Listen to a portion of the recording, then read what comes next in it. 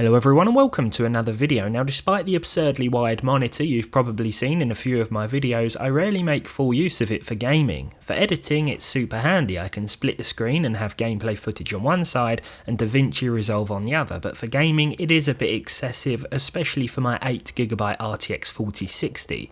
I wasn't particularly excited by this card when it came out, but I've been using it in my personal setup for a while now. It's great at 1920x1080 and at 2560x1440, the resolution I usually opt for. It can still handle my favourite titles, albeit with a little bit of help from upscaling. That said, I've spent a lot of time with AMD's Radeon 9060 XT lately, both 16 and 8GB versions, though it's the 16GB card that's been in frequent partnership with my i7-12700F and 32GB of RAM. I think I'm going to make it a permanent addition to my rig for the foreseeable future. That got me thinking about the actual performance differences. Upscaling and frame gen aside, is the 9060 XT 16GB a worthy upgrade over what is still one of the most popular GPUs, according to Steam's hardware survey, and one that's found itself at the centre of my setup for a couple of years now? The 9060 XT can be found here in the UK for less than £350. That's not a small amount of money, but if you're the proud owner of a 4060 like I am, you'll probably be able to sell it for around £200 on the used market right now, meaning an upgrade to AMD's new XT card might set you back closer to £100 to £150. Not bad considering you might not even have to spend any money upgrading your power supply either. Be sure to always double check your power requirements though.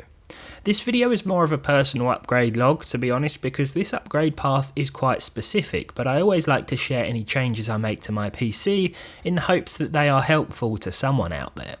8GB cards get slated a lot these days, but I think most of the hate is directed at new releases that just cost too much.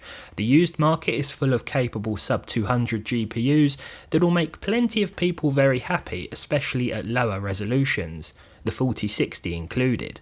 1440p is going to push this thing a lot harder, and it's here we'll see the VRAM gobbled up a lot quicker, especially at higher visual presets. My 4060 still puts up a pretty decent fight though. It's a sub 60 FPS experience a lot of the time without any DLSS, but let's see what the 9060 XT 16GB brings to the table.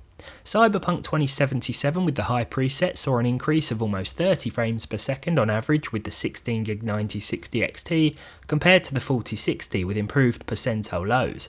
It seems as though my i7-12700F is still enough for this card as well at this resolution, and you can find some pretty reasonable prices on these second hand, so keep that in mind if you want to go Intel and don't want to spend excessive amounts on a processor. For GTA 5 Enhanced, we saw an uplift in performance of just under 20 frames per second with the 16GB 9060 XT. Interestingly, we don't seem to be exceeding 8GB of VRAM with these settings, but I probably wouldn't turn the graphics settings up much higher unless FSR was enabled. I'm happy with how the game runs at high with native 1440p. I spend a lot of weekends with Kingdom Come Deliverance 2, although you wouldn't think so considering I'm still wandering around the same town. I tend to load this save game for benchmarking purposes. We can see here that the game can really stretch its legs in terms of that VRAM utilisation now, as it's exceeding the previous 8GB limitation imposed by the 4060. That's not to say the 4060 ran the game poorly though. It was still a pretty decent experience, to be honest, even at this higher res. Red Dead Redemption 2 is a few years old now and ran really nicely on the 4060 at 1440p with the ultra textures and everything else set to high and on. With the 9060 XT 16GB here, we're looking at an increase of over 30 FPS for the average figure and at least 20 FPS for the percentile lows when compared to the aforementioned RTX card. The 4060 didn't run into any VRAM related issues with these settings though. Finally, we have The Witcher 3, which I've been getting back into lately. This does of course run better on the 9060 XT, but we won't get away with native 1440p here, not with ray tracing enabled anyway, and not when we're trying to target 60 FPS, it just won't happen.